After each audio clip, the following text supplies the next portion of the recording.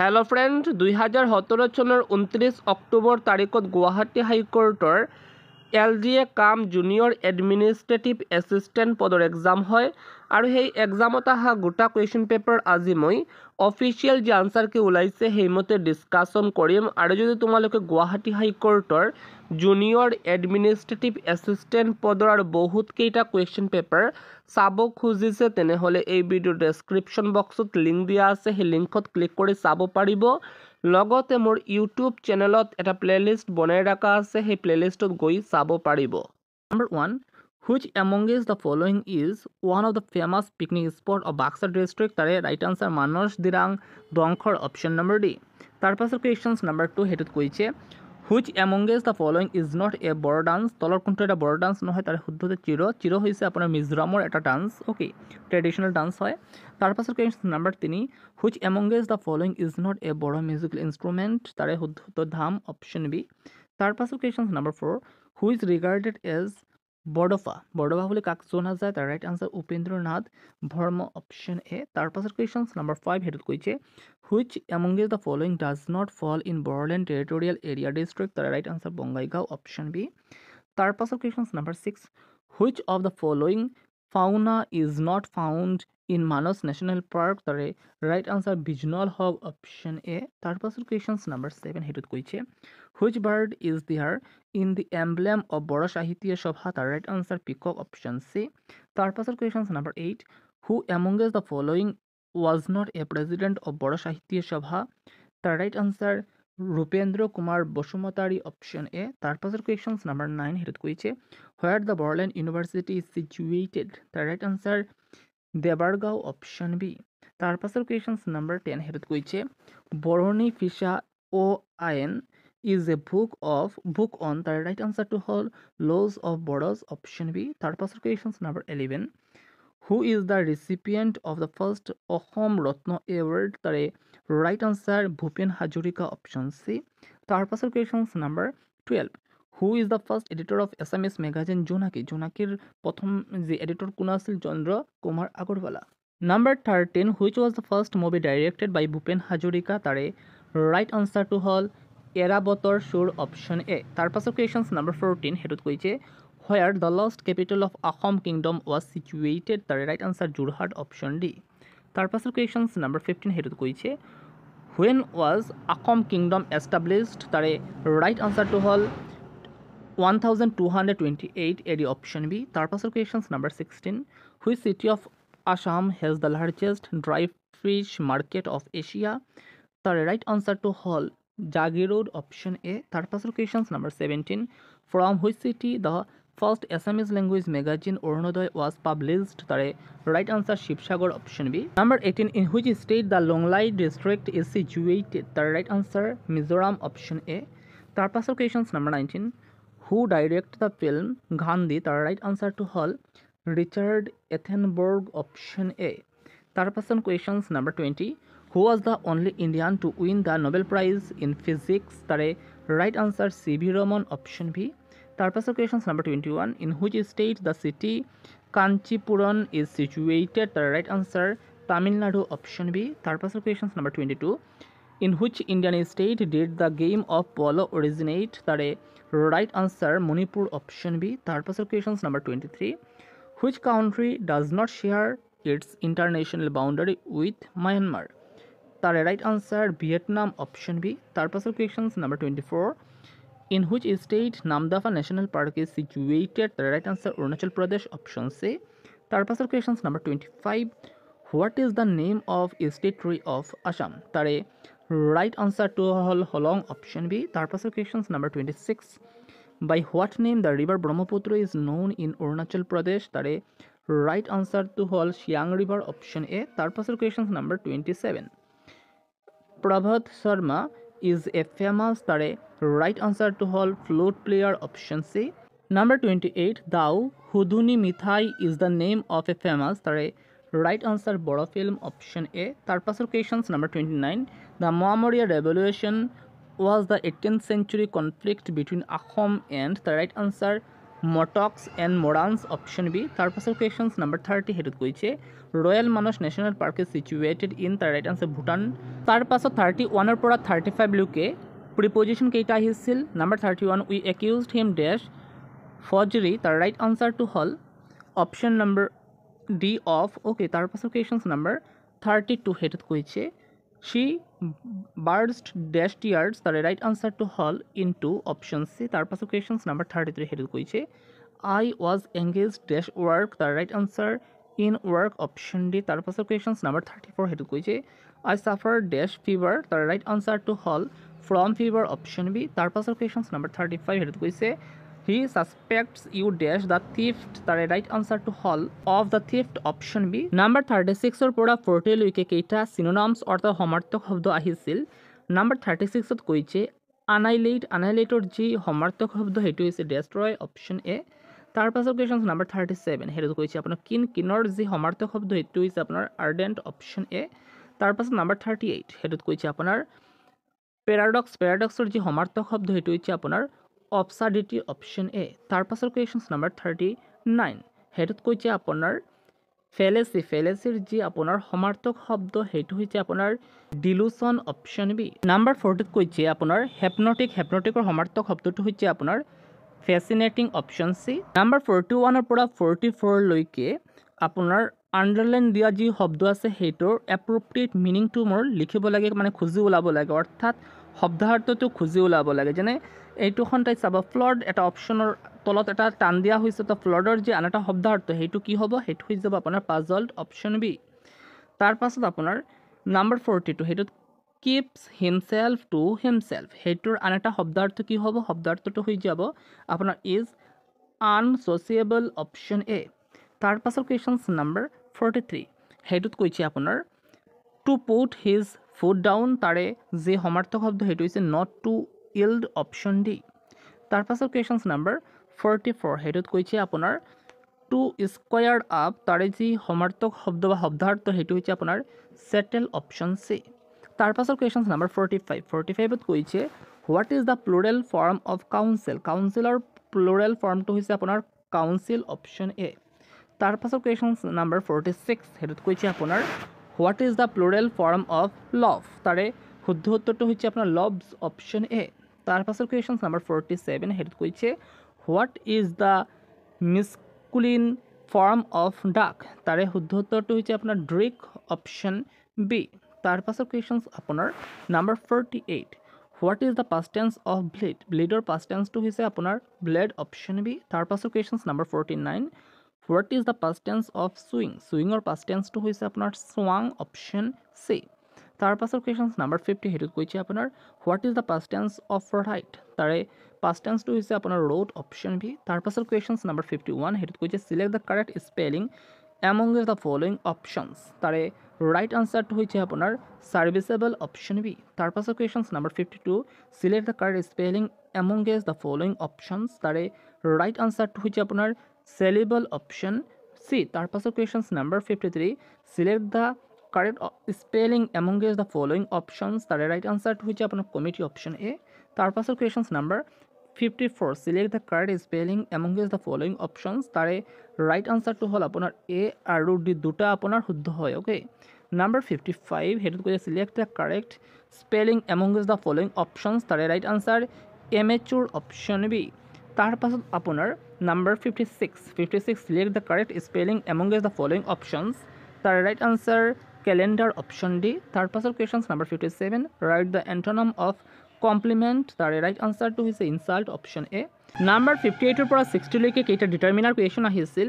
Feel up the blanks with appropriate article, he is dash honest man, এতিয়া কনচনেণ্টৰ আগতে এ আহে আৰু ভাৱেলৰ আগতে এন আহে, এ ই আই অ' ইউ এইটো হৈছে ভাৱেল, এইটোৰ আগতে এন আহিব লাগে, কিন্তু এইচৰ উচ্চাৰণ যদি সধ্বনি হয় তেনেহ'লে এইটোৰ আগতে এ আহিব, নহ'লে কি হৈ যাব যদি বেলেগকৈ উচ্চাৰণ হয় তেনেহ'লে এইটোৰ আগতে এন আহিব। যেনে অনেষ্ট হৈ গৈছে, এইটোৰ আগতে হ উচ্চাৰণ হোৱা নাই, কিন্তু হৰ্চৰ আগতে এ হৰ্চ হ'ব, এন অনেষ্ট হ'ব। Okay, the man is idiot, এতিয়া A E I O' U সেইটোৰ আগতে এন আহিব লাগে, এন আহিছে অপশ্যন বি।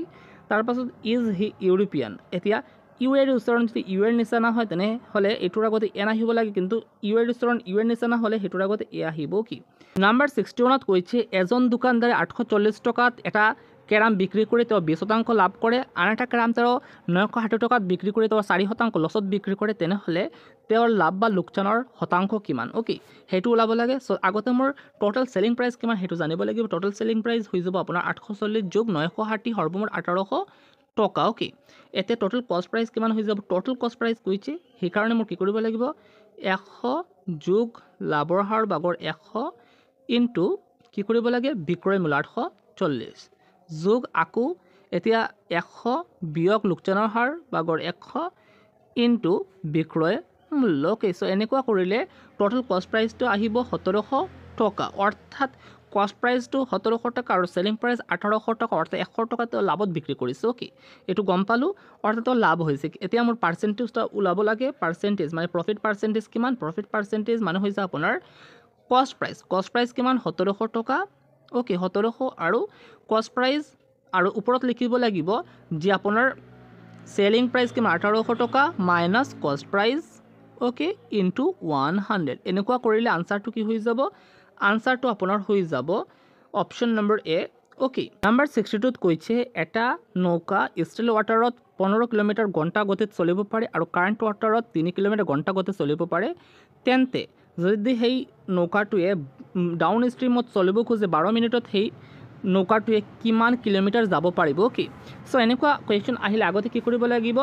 মোৰ স্পীডটো ওলাব লাগে। স্পীডটো হৈ যাব মোৰ 15 যোগ 3 কিলোমিটাৰ, অৰ্থাৎ সৰ্বমুঠ 18 কিলোমিটাৰ আৱাৰ্ছ হৈ যাব। অ'কে, 18 কিলোমিটাৰ আৱাৰ্ছ হৈ গ'ল। ডিষ্টেঞ্চ মোৰ ওলাব লাগিব। অ'কে, আৰু মোৰ টাইমটো কিমান দিয়া হৈছে? টাইমটো দিয়া হৈছে 12 মিনিটছ দিয়া হৈছে। এইটো মোৰ কিলোমিটাৰ আৱাৰ্ছত আনিব লাগে। অ'কে, চ' এই সূত্ৰটো কৰিব লাগে distance equal speed into time. Okay, এতিয়া মোৰ ডিষ্টেঞ্চৰ মানটো ওলাব লাগে। চ' ডিষ্টেঞ্চ ইকুৱেল স্পীড কিমান? 18 আৰু টাইম কিমান দিয়া হৈছে? 12 মিনিট। যেতিয়া মই আৱাৰ্ছত লৈ আনিম তেতিয়া 12 যি মিনিটছ আছে সেইটো মোৰ 60 সংখ্যাটো দি ভাগ কৰি দিব লাগিব। ভাগ কৰিলে ভাগফলটো কি আহিব? 3.6 কিলোমিটাৰ। অ'কে, নাম্বাৰ 63 কুৱেশ্যনটো এনেকুৱা কৰিব লাগে 88% মানে হৈছে আপোনাৰ 88/100 অফ মানে হৈছে আপোনাৰ ইনটু 370। অ'কে, প্লাছ 24% মানে হৈছে 24/100 অফ মানে হৈছে ইনটু কিমান? 210 মাইনাছ কুৱেশ্যন মাৰ্কৰ ঠাইত মই এক্স ধৰি লৈছোঁ, অৰ্থাৎ এক্সৰ মানটো ওলাব লাগে সমান 118। অ'কে, এতিয়া এনেকুৱা কৰিলে এক্সৰ মানটো হৈ যাব 258, অপশ্যন বি। নাম্বাৰ 64ত কৈছে ৰাম আৰু শ্যাম এই দুজনে মিলি কোনো এটা মেচিন 12 দিনত বনাব পাৰে। যদি শ্যামে অকলে বনাব খোজে তেনেহ'লে তেওঁৰ 48 দিন সময় লাগে। তেনেহ'লে ৰামে যদি সেই মেচিনটো বনাব খোজে তেনেহ'লে সেই ৰামৰ কিমান দিন সময় লাগিব? অ'কে, চ' আগতে মোৰ চাব লাগিব ৰাম প্লাছ শ্যাম এই দুজনে মিলি এই মেচিনটো কিমান দিনত বনাব পাৰে? 12 ডেইজ। আৰু শ্যামে যদি অকলে বনাব খোজে কিমান দিন সময় লাগিব? 48 ডেইজ। এই দুটা এলচিএম ল'ব লাগিব। এলচিএম হৈ যাব 48, অৰ্থাৎ সৰ্বমুঠ কামৰ পৰিমাণ হৈ যাব 48 ইউনিটছ।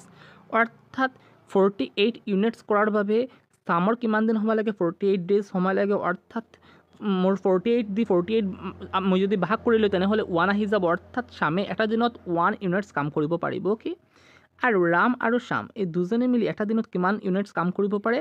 কাৰণ 48 ইউনিটছ কাম কৰাৰ বাবে শ্যাম আৰু ৰামৰ একেলগে 12 ডেইজ সময় লাগে, অৰ্থাৎ 4 বাৰ 48 অৰ্থাৎ 4, অৰ্থাৎ এটা দিনত ৰাম আৰু শ্যাম মিলি 4 ইউনিটছ কাম কৰিব পাৰে। অ'কে, এতিয়া মোৰ কি কৰিব লাগিব? মোৰ ৰামৰ মানটো ওলাব লাগে, সেইকাৰণে মোৰ শ্যামৰ মানটো মাইনাছ কৰি দিব লাগিব। আৰু 4 মাইনাছ শ্যাম কিমান কৰিব পাৰে এটা দিনত? 1 ইউনিটছ মাইনাছ কৰি দিলে কিমান হৈ যাব? ৰাম ইকুৱেল 3, অৰ্থাৎ এটা দিনত ৰামে 3 ইউনিটছ কাম কৰিব পাৰে। আৰু 48 ইউনিট কাম কৰাৰ বাবে ৰামৰ কিমান দিন সময় লাগিব? 16 দিন সময় লাগিব, কাৰণ 3, 16, 48 হয়। Okay, number 65 Ram is son of Rita's grandfather's only daughter. How is Rita's father is related to Ram? The right answer to হ'ল father, option B. তাৰ পাছৰ question number 66 Who is the editor of the Assam Tribune newspaper? The right answer to হ'ল PG Borua, option A. তাৰ পাছৰ question number 67 Who is the current president of Bodo Sahitya Sabha? এইটো যেতিয়া আহিব সেইটো দিব লাগিব। এতিয়া চেঞ্জ হৈ মানে সদায় চেঞ্জ হৈ থাকে। অ'কে, চ' যেতিয়া আহিব তেতিয়াহে তোমালোকৰ এইটো কৰিব লাগিব। আৰু 68টো কিবা কাৰণত কেঞ্চেল হৈ গৈছিল, মানে এইটো কিবা যে পূৰণ ফলটো কিবা মিলা নাই। অ'কে, আৰু 69 নম্বৰ যি কুৱেশ্যনছ তাৰে ৰাইট আনচাৰটো হ'ল অপশ্যন এ। আৰু 5 to the power 4 মানে হৈছে 4খন 5ৰ পূৰণফল। অ'কে, নাম্বাৰ 70 নম্বৰ যি questions how much time will it take for an amount of rupees 900 to yield rupees 81 as interest at 4.5% per annum of simple interest. Okay, so মোৰ কি কৰিব লাগিব কিমান সময়ৰ ভিতৰত 900 টকাৰ যদি 4.5% সুদৰ হাৰ হয় তেনেহ'লে 81 টকা হ'ব পাৰে। ওকে, so মোৰ simple SI equal PRT/100 এই সূত্ৰদি কৰিব লাগিব। ওকে, so simple interestৰ মানটো কিমান দিয়া হৈছে 81। ওকে, প্ৰিন্সিপাল এমাউণ্ট 900 টকা, ৰেট অফ ইণ্টাৰেষ্ট 4.5 আৰু টাইম মোৰ ওলাব লাগে কিমান সময় কৈছে। ওকে, কিমান সময় লাগিব। ওকে, আৰু 100 এতিয়া মোৰ টিৰ মানটো ওলাব লাগিব, টিৰ মানটো হৈ যাব 2 ইয়াৰ্ছ। ওকে, চ' আনচাৰ কি হৈ যাব, আনচাৰ হৈ যাব অপশ্যন নম্বৰ ডি। নাম্বাৰ 71ৰ ৰাইট আনচাৰটো হ'ল 346 মিটাৰ, অপশ্যন ডি। নাম্বাৰ 72ত কৈছে state museum at Guwahati has an average of 510 visitors on Sundays and 240 on others days.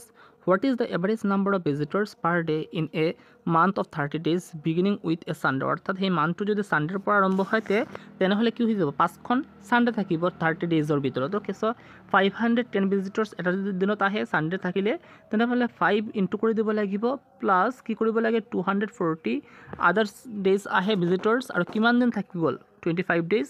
25 into কৰাৰ পাছত কিমান হৈ যাব সৰ্বমুঠ হৈ যাব আপোনাৰ 800,550। সেইটো মোৰ 30 ডেজ আছে, সেইটোতে ভাগ কৰি দিব লাগিব, ভাগ কৰিলে 285 হৈ যাব শুদ্ধ উত্তৰ। অ'কে, তাৰপাছত কৈছে find the odd man out. Okay, so' odd নাম্বাৰটো ওলাব লাগে। 1 মানে হৈছে 1 কিউব, অ'কে, 8 মানে হৈছে 2 কিউব, 27 মানে হৈছে 3 কিউব, তাৰপাছত 4 কিউব, 5 কিউব, এনেকুৱা আহিছে, কিন্তু 196 সেইটো মানে বেলেগ হয়, অড নাম্বাৰ হয়। অ'কে, চ' আনচাৰ হৈ যাব option number B 196।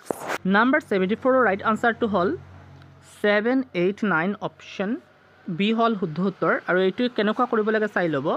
12 into 2 plus 1 সমান কিমান 25, আকৌ 25 ইনটু 2 মাইনাছ 1 সমান কিমান 49, অৰ্থাৎ এবাৰ প্লাছ 1 এবাৰ মাইনাছ 1 এনেকৈ কৰি যাব লাগিব। কি নাম্বাৰ 75ত কৈছে ইনচাৰ্ট দ্য মিচিং নাম্বাৰ। অৰ্থাৎ এই কুৱেশ্যনটো এনেকুৱা কৰিব লাগে 2 আৰু 10ৰ মাজত সম্পৰ্ক হৈছে +8। অ'কে, 7 আৰু 22ৰ মাজত সম্পৰ্কটো হৈছে +15। অ'কে, চ' 2ৰ লগত 10ৰ সম্পৰ্ক, 10ৰ লগত আকৌ 18ৰ সম্পৰ্ক, 18ৰ লগত কিবা কোনটোৰ সম্পৰ্ক 26ৰ সম্পৰ্ক। অ'কে, 7ৰ লগত 22ৰ সম্পৰ্ক +15, 22ৰ লগত 37ৰ সম্পৰ্ক +15, আৰু 37ৰ লগত +15 কৰাৰ পাছত যিটো পোৱা যাব সেইটো হৈ যাব শুদ্ধ উত্তৰ, অৰ্থাৎ 52 হৈ যাব শুদ্ধ উত্তৰ। অ'কে, নাম্বাৰ 76ৰ শুদ্ধ উত্তৰ 178, অপশ্যন চি। নাম্বাৰ 77ৰ শুদ্ধ উত্তৰ 28%, অপশ্যন এ।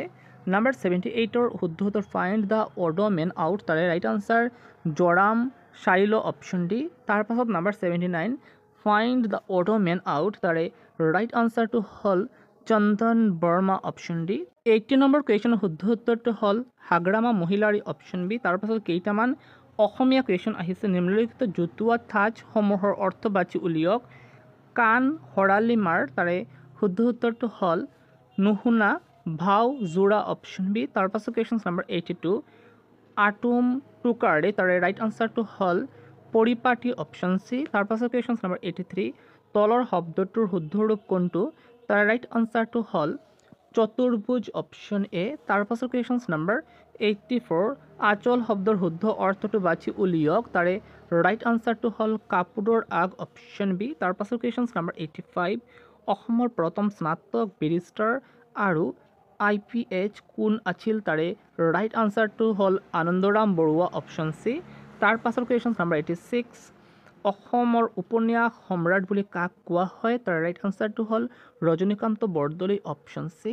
তাৰপাছত কুৱেশ্যন নম্বৰ 87 সাহিত্য অকাডেমী বঁটা বিজয়ী প্ৰথম অসমীয়া উপন্যাসখন কি, তাৰ ৰাইট আনচাৰ ইয়াৰুইংগম, অপশ্যন বি। তাৰপাছত কুৱেশ্যন নম্বৰ 88 সেইটোত কৈছে নিম্নলিখিত শব্দসমূহৰ উপযুক্ত প্ৰতিশব্দ বাছি উলিয়াওক। কৈছে দুহিতা শব্দৰ যি প্ৰতিশব্দ সেইটো হ'ল কন্যা, অপশ্যন চি।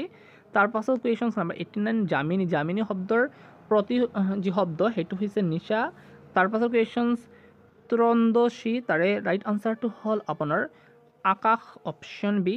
তাৰপাছত কুৱেশ্যন হুতাসন, তাৰে ৰাইট আনচাৰটো হ'ল আপোনাৰ জুই, অপশ্যন চি। নিম্নলিখিত শব্দসমূহৰ সঠিক বিপৰীত শব্দ বাছি উলিয়াওক। অ'কে, গ্ৰহণ বিপৰীত শব্দটো কি হ'ব, গ্ৰহণৰ বিপৰীত শব্দ বৰ্জন, অপশ্যন চি। প্ৰভুৰ বিপৰীত শব্দটো হ'ল ভৃত্য অপশ্যন বি। তাৰ পাছত কুৱেশ্যন নম্বৰ 94 এটা শব্দত প্ৰকাশ কৰা 94ত কৈছে যাক বৰ্ণনা কৰিব নোৱাৰে। তাৰ ৰাইট আনচাৰটো হ'ল অবৰ্ণনীয় অপশ্যন চি। নম্বৰ 95 যি নিজৰ কৰ্তব্য স্থিৰ কৰিব নোৱাৰে তাৰ ৰাইট আনচাৰ কিং কৰ্তব্য বিমূঢ় অপশ্যন এ। নম্বৰ 96 যি আনৰ মুখ লৈ চাই থাকে তাৰ ৰাইট আনচাৰ পৰমুখাপেক্ষী অপশ্যন চি। নম্বৰ 97 যি নিয়মমতে খৰচ কৰে তাৰ ৰাইট আনচাৰ মিতব্যয়ী অপশ্যন বি। তাৰ পাছত এনেকুৱা ফকৰা যোজনাবোৰ সম্পূৰ্ণ কৰক কেইটামান কুৱেশ্যন আহিছিল কি আৰু 98ৰ যি ৰাইট আনচাৰ সেইটো হৈছে সহজটি অপশ্যন বি।